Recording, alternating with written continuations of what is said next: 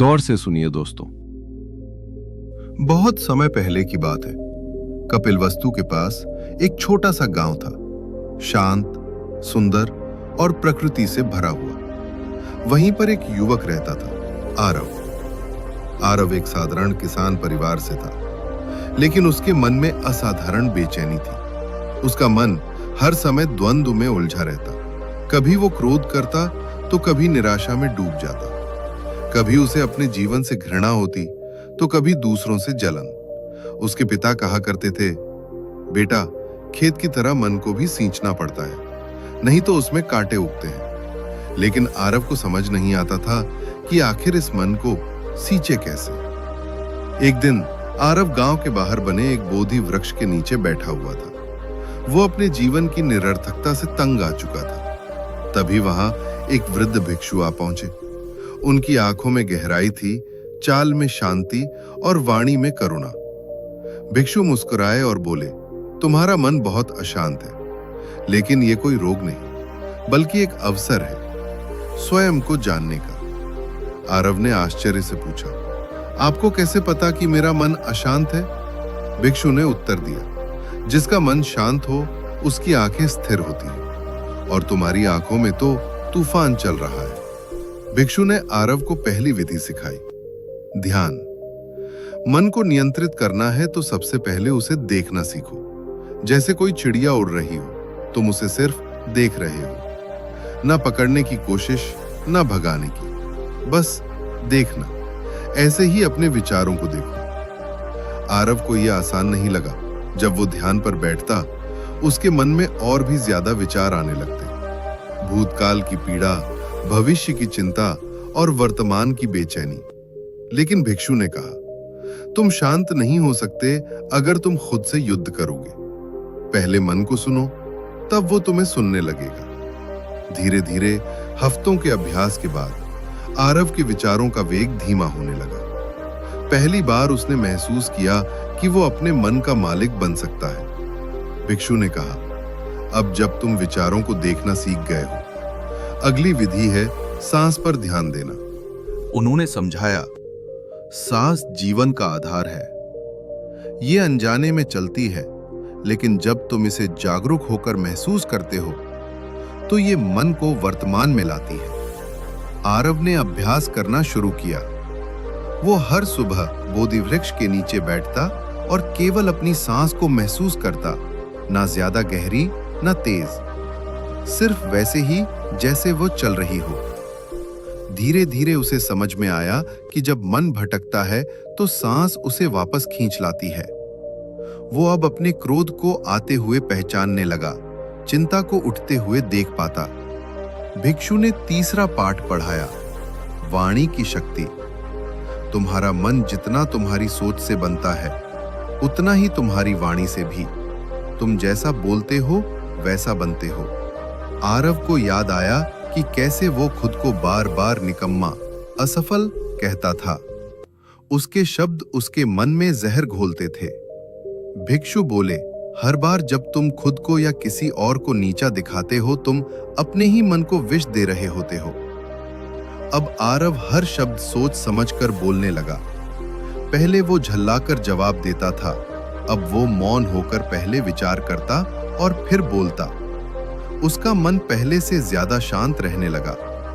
कुछ महीनों बाद गांव के लोग हैरान थे। वह युवक जो गुस्से में तमतमाता था, अब बोधि वृक्ष के नीचे शांत बैठा रहता। बच्चों से प्यार करता, बूढ़ों की सेवा करता और सबसे मुस्कुराकर बात करता। लेकिन यह तो बस शुरुआत थी। अभी 3 और विधियां थीं, जिनसे मन को पूरी तरह नियंत्रित किया जा सकता था। भिक्षु ने कहा, अब तुम तैयार हो अगले चरण के लिए। आरव ने सिर झुकाकर कहा, गुरुदेव, आपने मुझे नया जीवन दिया है, कृपया अगली विधियां भी सिखाइए। भिक्षु मुस्कुराए और बोले, वह समय भी आएगा, लेकिन पहले इन तीनों को जीवन में उतार लो, वरना अगली शिक्षाएं सिर्फ शब्द बनकर रह जाएंगी। जब भिक्षु ने आरव को बताया कि मन को नियंत्रित करने के लिए 6 विधियां हैं, तो आरव ने उसी क्षण निर्णय कर लिया कि वो इन्हें सीखेगा।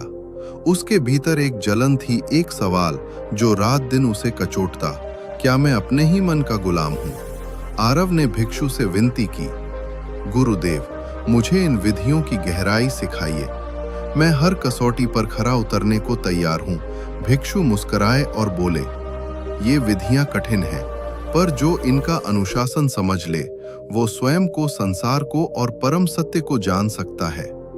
भिक्षु ने आरव को एकांत में बैठाया और कहा, तुम्हारी हर भावना, हर विचार एक सांस के साथ आता है और एक सांस के साथ जाता है, उसे देखो, उसे पकड़ो मत। आरव दिन रात बस बैठा रहता और सांसों का निरीक्षण करता, आती हुई जाती हुई, आती हुई जाती हुई। शुरुआत में उसका मन भटकता, पुरानी यादें, डर, अपमान, लालच। लेकिन जैसे जैसे उसने सांस पर ध्यान केंद्रित किया, विचारों का शोर धीमा होने लगा। 3 दिन बाद उसने महसूस किया कि उसके भीतर का मैं शब्दों से परे है। भिक्षु ने कहा, जैसे तलवार शरीर को काटती है, वैसे ही वाणी आत्मा को घायल करती है। अपनी वाणी पर ध्यान दो। आरव ने एक दिन गांव के एक व्यापारी को देखा जो अपने बेटे को अपशब्द कह रहा था। बेटा कांप रहा था, लेकिन कुछ कह नहीं पा रहा था। आरव पास गया और व्यापारी से बोला, आपके शब्द बेटे के भविष्य को आकार देंगे। जैसे चाकू शरीर को चीरता है, वैसे ही आपकी आवाज उसकी आत्मा को। वह व्यापारी कुछ नहीं बोला, सिर्फ आंखें झुकाकर अपने बेटे को गले लगा लिया। उस दिन आरव को समझ आया, एल शब्द केवल हवा नहीं होते, वो भविष्य के बीज होते हैं। अब भिक्षु ने आरव को लंबी ध्यान साधना सिखाई। पहले 1 घंटा, फिर 2, फिर दिन भर। ध्यान के दौरान वह कई चीजों का सामना करता, पुरानी गलतियां, खोए हुए रिश्ते, बचपन का डर, भविष्य की चिंता। आरव एक दिन ध्यान के बीच में आरव को लगा जैसे वो एक अंधेरे कुएं में गिर रहा हो। पसीने पसीने हो गया, सांसें तेज, आंखें डर से खुली। भिक्षु ने पास आकर कहा, यही है मन, डराएगा, छलेगा, लेकिन डटे रहो तो टूटेगा। इसके बाद आरव जब भी ध्यान करता, उसे खुद से एक नई मुलाकात होती, हर बार और गहराई में। भिक्षु ने कहा, जैसे गंदा पानी साफ जल को गंदा कर देता है, वैसे ही गलत संगति अच्छे मन को दूषित कर देती है। आरव को याद आया जब वह लालच में गिरा था, वह कुछ पुराने दोस्तों के साथ ही था जो छल कपट में माहिर थे। वह वापस गांव गया और उन दोस्तों से मिलने गया। अब वे जुआ खेलते थे, नशे में रहते थे। एक ने मजाक में कहा, क्या अब तू साधु बन गया है? आरव ने मुस्कुराकर कहा, नहीं, मैं बस अपने आप से भागना बंद कर रहा हूं। उसने उन्हें छोड़ दिया, लेकिन मन में द्वेष नहीं रखा। सच्चा आत्मसंयम यह था कि वह अहंकार से नहीं, करुणा से दूरी बना रहा था। आरव ने गांव के पास एक वृद्ध को देखा जो अकेला था, निसंतान और बीमार। हर दिन वह वृद्ध किसी का इंतजार करता, लेकिन कोई पास नहीं आता। आरव उसके पास गया, खाना खिलाया, सफाई की और प्रतिदिन उसके पास बैठता। एक दिन वृद्ध की आंखों में आंसू आ गए। उसने कहा, तू कोई साधु नहीं, तू मेरे लिए भगवान बन गया है बेटा। आरव समझ गया, सेवा केवल देने का नाम नहीं, बल्कि किसी के टूटे जीवन में सहारा बनने का नाम है। सबसे कठिन विधि थी स्वीकार करना जो है, जैसा है। भिक्षु ने कहा, मन तब तक परेशान रहेगा जब तक वह हर परिस्थिति से लड़ता रहेगा, लेकिन जब तू कहेगा जो है वो ठीक है, तब मन शांत होगा। आरव ने अपने पिता की मृत्यु को वर्षों तक नहीं स्वीकारा था, वह उसे दोष देता रहा। उस रात ध्यान में बैठे बैठे उसने पिता की छवि देखी। उसने कहा, पिताजी, आपने जो किया उसमें भी कोई पीड़ा थी। आज मैं आपको दोष नहीं देता, मैं आपको स्वीकार करता हूँ। उसका मन जैसे वर्षों बाद मुक्त हुआ। सप्ताह दर सप्ताह, महीने दर महीने बीत गए। आरव अब वो नहीं रहा जो कभी था। एक दिन भिक्षु ने कहा, अब तू तैयार है आरव, तू अब केवल सीखने वाला नहीं, तू अब प्रकाश देने वाला बन चुका है। आरव ने हाथ जोड़कर कहा, पर गुरुदेव, अभी तो बहुत कुछ समझना बाकी है। भिक्षु मुस्कुराए। जिसे ये समझ आ जाए कि बहुत कुछ बाकी है, वही असल में ज्ञानी है। अब आरव गांव लौटा। लोग चौंक गए। उसका चेहरा शांत, उसकी चाल स्थिर, उसकी आंखें गहरी। उसने गांव में एक शांत स्थल चुना, एक पुराना पीपल का पेड़। हर शाम लोग वहां आते, कोई गुस्से से परेशान, कोई रिश्तों से टूटा, कोई दुख में डूबा। आरव उन्हें एक एक कर सुनता और धीरे धीरे सिखाता, मन को समझो, रोको नहीं। अब आरव साधक से मार्गदर्शक बन चुका था। वो जानता था कि मन की इन 6 विधियों को अपनाकर कोई भी अपना जीवन बदल सकता है। लेकिन ये परिवर्तन बाहर से नहीं, भीतर से आता है। अब उसकी यात्रा केवल आरव की नहीं थी, अब ये हर उस मनुष्य की थी जो मन के युद्ध से थक चुका था। साधना के महीनों बाद आरव ने गांव के पीपल के वृक्ष के नीचे एक छोटी सी सभा रखी। सूरज ढल रहा था, लोग अपने दिन के काम निपटा चुके थे। छोटे बच्चे मांओं के साथ, किसान थके शरीर के साथ और बूढ़े अपनी छड़ी लेकर उस वृक्ष के नीचे जुटने लगे। आरव ने एक गहरा श्वास लिया और कहा, मैं गुरु नहीं हूं, मैं केवल एक शिष्य हूं जिसने अपने मन से युद्ध किया है। मैंने 6 औजार पाए हैं, 6 शक्तियां जो मेरे भीतर के राक्षस को शांत कर सकी। आज मैं वही आपके साथ बांटना चाहता हूं। सभा में सन्नाटा छा गया। गांव का एक व्यक्ति जिसका नाम भैरव था, बार बार दूसरों से लड़ता रहता। उसका चेहरा तमतमाया रहता, उसकी आवाज हमेशा ऊंची होती। वो सभा में आया और बोला, आरव, तू कहता है मन को शांति दो, लेकिन जब पेट में भूख हो, जब खेत में फसल न हो, जब बेटा घर छोड़ दे, तब शांति कैसे लाऊं? आरव उसके पास गया, उसका हाथ पकड़कर कहा, भाई, तू युद्ध बाहर कर रहा है, जबकि असली युद्ध भीतर है।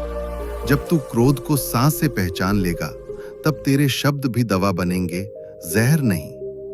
फिर वो भैरव को 7 दिनों की सांस साधना सिखाने लगा। 7वें दिन भैरव सभा में रो पड़ा। मेरे भीतर जो आग थी, उसे मैंने ही हवा दी थी, लेकिन अब मैंने उसे बुझाने का तरीका जान लिया है। आरव ने देखा कि गांव की स्त्रियां घर के कामों में लगी रहती, लेकिन उनका मन बार बार टूटता रहता था। सुनने वाला कोई नहीं था। एक दिन आरव ने विशेष सभा बुलाई, सिर्फ स्त्रियों के लिए। वहां गौरी, एक विधवा महिला, बोली, जब मेरे पति की मृत्यु हुई तो समाज ने मुझसे मेरा आत्मसम्मान भी छीन लिया। हर कोई मुझे दया की नजर से देखता है। क्या वाणी में इतना बल है कि मैं खुद को फिर से गढ़ सकूं? आरव बोला, तुम्हारी हर सुबह की वाणी खुद को नया नाम देती है। अगर तुम खुद को बेचारी कहो तो यही बनोगी। अगर कहो मैं शांत, साहसी और सक्षम हूं, तो तुम्हारा मन उसी सांचे में ढल जाएगा। गौरी ने उसी दिन से खुद से संवाद बदल दिया। महीनों में वो गांव की पहली महिला शिक्षक बनी। आरव ने गांव के बच्चों को ध्यान सिखाना शुरू किया। हर सुबह वे 5 मिनट मौन बैठते, सांस गिनते और फिर अपनी कक्षा शुरू करते। एक दिन एक छात्र मणि ने कहा, गुरुजी, पहले मैं बहुत चिढ़ जाता था, लेकिन अब जब कोई मुझे गाली देता है तो मैं पहले 2 सांसें लेता हूँ, फिर सब शांत हो जाता है। आरव ने मुस्कुराकर कहा, तुम अब पढ़ाई ही नहीं, जीवन सीख रहे हो बेटा। यही असली शिक्षा है। गांव में कुछ युवा नशे और गलत संगति में पड़ चुके थे। आरव ने एक संगति मंडल की शुरुआत की, जहां हर सप्ताह एक विषय पर चर्चा होती। क्रोध का विज्ञान, वाणी का प्रभाव, ध्यान और स्वप्न। आत्म प्रेम। एक युवा शेखर ने स्वीकार किया कि वो चोरी करता था। सभा में सब स्तब्ध हो गए, लेकिन आरव ने उसे गले लगाकर कहा, तेरी सच्चाई ही तेरी शक्ति है। आज तू गिरा है, लेकिन तुझे पकड़ने वाला पूरा गांव है। उस दिन के बाद शेखर गांव का सबसे ईमानदार युवक बन गया। वो खेती सिखाने लगा और कई भटके युवाओं को साथ लाया। आरव ने महिलाओं को एकत्र किया और कहा, सेवा सबसे बड़ी साधना है। तुम हर दिन जो अपने बच्चों, परिवार, बूढ़ों के लिए करती हो, वो कोई साधारण काम नहीं। गांव में एक सेवा केंद्र शुरू हुआ, जहां महिलाएं सिलाई, पढ़ाई, भोजन और आश्रय का काम संभालने लगी। हर शनिवार गरीबों को खाना खिलाना अनिवार्य बना। एक दिन एक बच्चा बोला, माँ, आज सेवा केंद्र में जो खिचड़ी खाई उसमें प्यार था। आरव जानता था अब गांव सिर्फ बदला नहीं था, वो जाग गया था। एक दिन गांव में भीषण बाढ़ आई, फसलें बर्बाद, घर उजड़े, लोग तंबुओं में रहने लगे, सबका मन डगमगा गया। आरव ने पूरे गांव को एकत्र किया और कहा, जब भीतर का मन शांत हो तब बाहर की तबाही भी तुम्हें नहीं गिरा सकती। यह समय हमारी छठी शक्ति स्वीकृति का है। जो है उसे स्वीकार करो, फिर नई शुरुआत होगी। लोगों ने शिकायतों को रोका और एक दूसरे की मदद शुरू की। बुजुर्ग लकड़ियां लाए, महिलाएं भोजन बनाने लगीं और युवा घरों की मरम्मत करने में लग गए। बाढ़ के बाद गांव पहले से अधिक मजबूत बन चुका था। अब आरव ने अपने अनुभवों को एक पुस्तक में लिखना शुरू किया, मन की 6 कुंजियां। इसमें हर अध्याय एक विधि पर आधारित था, साथ में गांव की सच्ची कहानियां और ध्यान विधियां। पुस्तक गांव से निकलकर जिले में पहुंची, जिले से राज्य में, और धीरे धीरे देश भर के लोग उसे पढ़ने लगे। आरव को कई संस्थाओं ने सम्मानित करना चाहा, लेकिन उसने कहा, सम्मान मुझे नहीं, उन लोगों को दो जो अपने मन से युद्ध करते हैं और फिर भी हार नहीं मानते। अब गांव में हर घर में एक दिया जलता, मन की 6 कुंजियों का प्रतीक। हर व्यक्ति जान गया था, सांस को साधना है, वाणी को मर्यादा देनी है, ध्यान को दिनचर्या बनाना है, संगति को चुनना है, सेवा को आदत बनाना है और परिस्थितियों को स्वीकारना है। आरव अब मार्गदर्शक नहीं रहा, वह गांव की आत्मा बन चुका था। एक दिन आरव को जिला मुख्यालय से बुलावा आया। पत्र में लिखा था, आपके गांव में हुए परिवर्तन को देखकर हम चाहते हैं कि आप पूरे प्रदेश में मानसिक स्वास्थ्य और ध्यान पर जन जागरण अभियान का नेतृत्व करें। गांव वाले हर्षित हो उठे। गौरी बोली, गुरुजी, अब आपके विचारों की रोशनी औरों तक पहुंचेगी। आरव मुस्कुराया, लेकिन उसके मन में एक चुप्पी थी। कहीं कुछ भीतर से बोल रहा था, क्या तू फिर दुनिया में उलझने जा रहा है? आरव ने अपनी पहली सभा एक छोटे नगर में की। लोग आए, सैकड़ों की संख्या में। किसी ने नींद की शिकायत की, किसी ने आत्महत्या के विचारों की। एक वृद्ध ने रोते हुए कहा, मैं अकेला हूं, मेरा कोई नहीं सुनता। क्या ध्यान मेरी आवाज बन सकता है? आरव ने उसकी आंखों में देखा और कहा, जब आप अपने मन को सुनेंगे तब दुनिया भी आपकी सुनने लगेगी। धीरे धीरे वह एक नगर से दूसरे में गया। हर जगह लोग जागने लगे, सीखने लगे। मन की 6 कुंजियां अब सिर्फ गांव नहीं, पूरे प्रदेश का आंदोलन बन चुकी थीं। लेकिन इस तेज यात्रा में आरव अपने लिए समय नहीं निकाल पा रहा था। हर दिन सभा, हर रात यात्राएं, हर कोई बस गुरुजी पुकारता। एक रात एक होटल के कमरे में वो ध्यान में बैठा, लेकिन मन बेचैन था। वो चिल्लाया, कहाँ गया वो आरव जो पीपल के नीचे बैठता था? क्या अब मैं एक विचार बन गया हूं, इंसान नहीं? वो रो पड़ा। पहली बार वर्षों में भिक्षु का एक वाक्य उसे याद आया, सुन लो आरव, जब तू भीतर की सारी पहचानें छोड़ देगा, नाम, पद, सम्मान, तब जो बचेगा वही तू है, वही है शून्यता। आरव ने अगले दिन सभा को स्थगित किया और एकांत जंगल में चला गया।